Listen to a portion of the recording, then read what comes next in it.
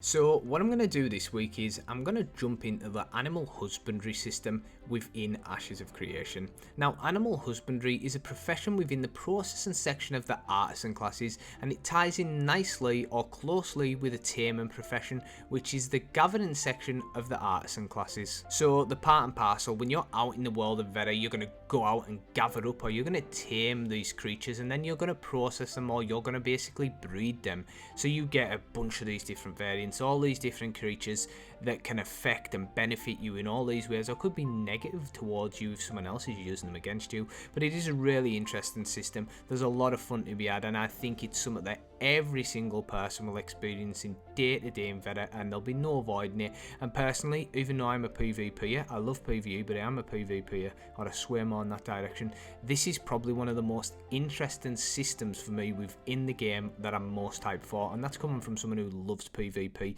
So I think they've really hit the nail on the head with this one. But without going on, I'll jump into the video, give you the information, give you my opinion, and let's see what you think about it. The one thing I will say is it's not going to be as straightforward as just going and taming these things. You just, quickly just lasso them, or maybe knock them out and then you've got it, or you just run up to them, or there's going to be a complexity to it. There's going to be things you need. For example, in order to tame some of the wilder beasts that are maybe stronger, you're going to need a higher combat proficiency, I presume, to survive them, or maybe it's just locked out if you don't have that. And that's not even getting into the genetics that come with that after you've tamed it. Now, genetics is something that's really complex and really crazy, and I'm super happy they've added it into the game, because you've got to think this is Alpha 2 or post launch.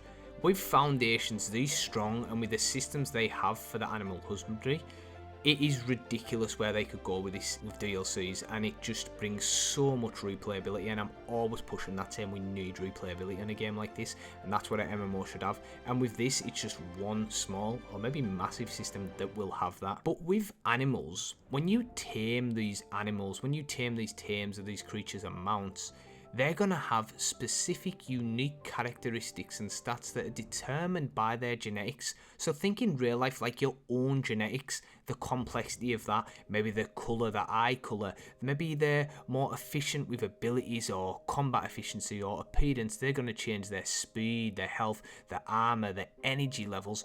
There is just so much going on here, and so much customization, and so much just uniqueness that your guild could create. You could have one of the rarest or the most powerful, the most beautiful looking mounts in the game that people are like, wow, that's cool, I want that. Or someone's like, I need a PvP, or I need this combat pet, and you could be renowned or known for that.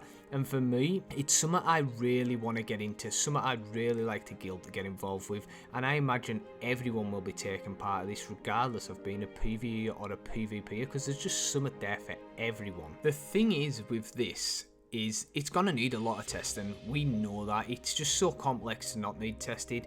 There's also going to be RNG involved. Now, I've mentioned RNG and some people are really not about it, but for me, it's just impossible to have a efficient, unique, enjoyable and competitive breeding and taming system without RNG.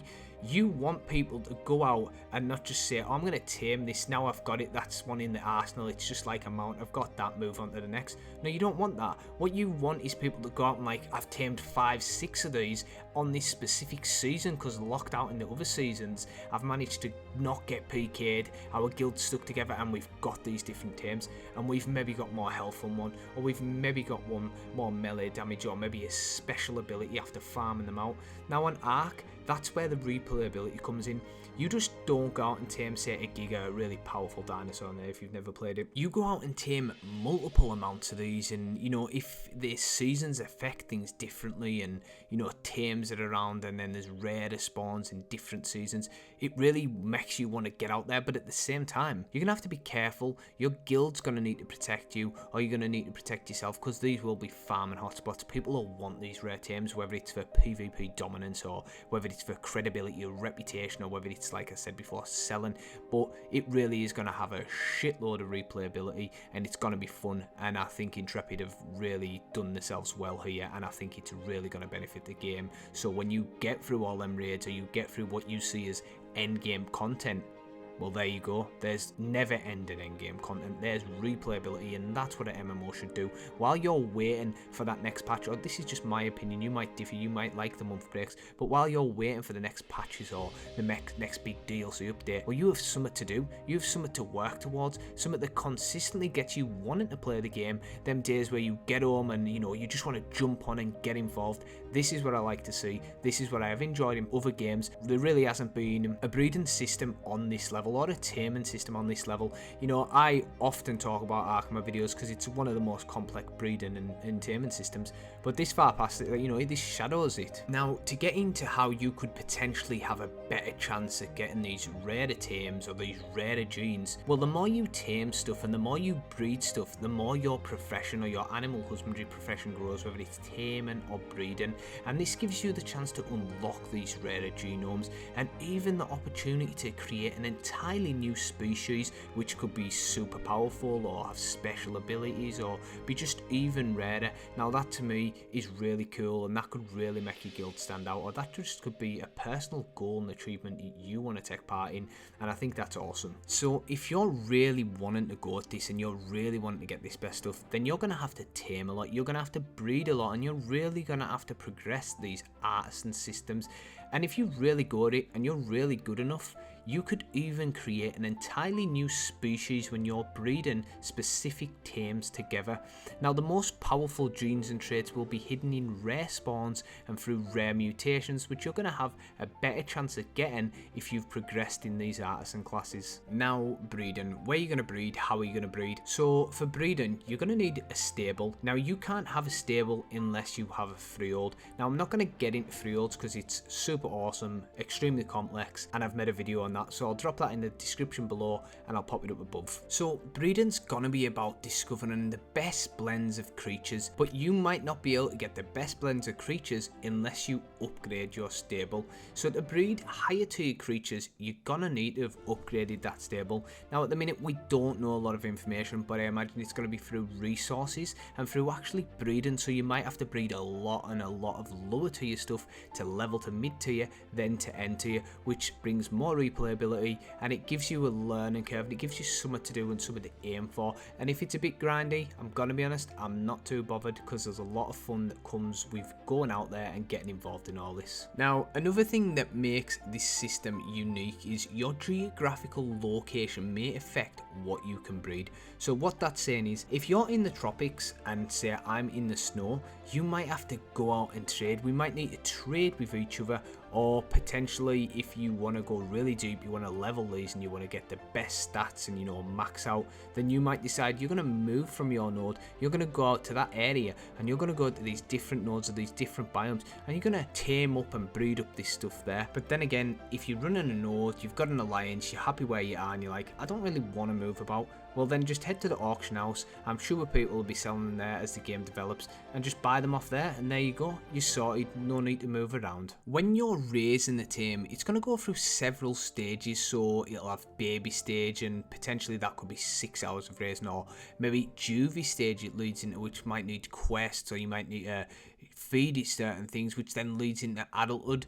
And through the animal husbandry artisan, you'll be able to specialise in training and raising of the tame to maximise the quality that pops out at. To finish up on some final points that I actually think are pretty interesting and unique, once again, I repeatedly say that, but it really is. They've got a lot of unique shit in this game, and I think if they can pull it all off, it's going to be pretty amazing.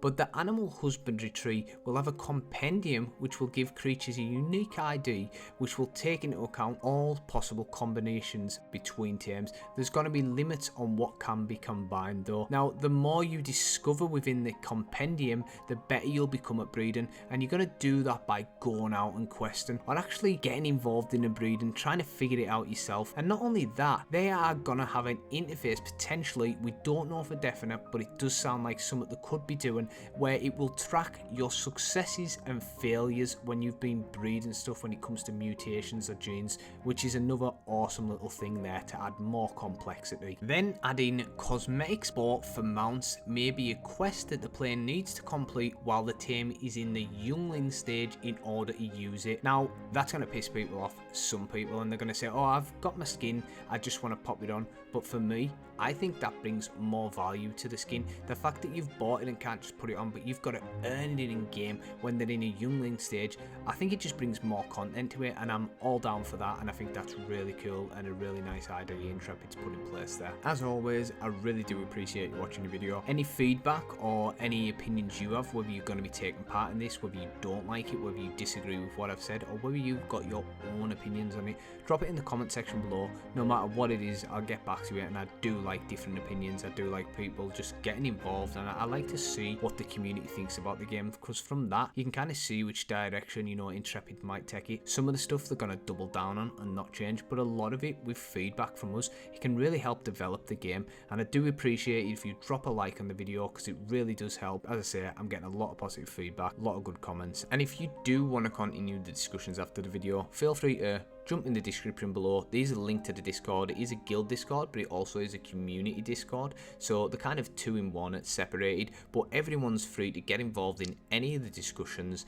you know, give their feedback. We are constantly covering the latest information, the Discord snippets, and you know what Steven says and Margaret says, and we'll be doing that right through Alpha 2 and right up to the launch of the game. On another note, I know I haven't covered everything, you know, there's a lot more information on combat mounts and combat pets, but with how much detail is there and how much, you know, facts I've managed to gather up, I really believe I can justify another 2 videos out of them separately, and I'll get them out to you in the next couple of weeks. If you have enjoyed the video, as always, like I've just said, drop that like, it really does help the channel, and feel free to share the video and get discussions going in other places. But as always, I really do appreciate you watching the video, and I'll catch you in the next one.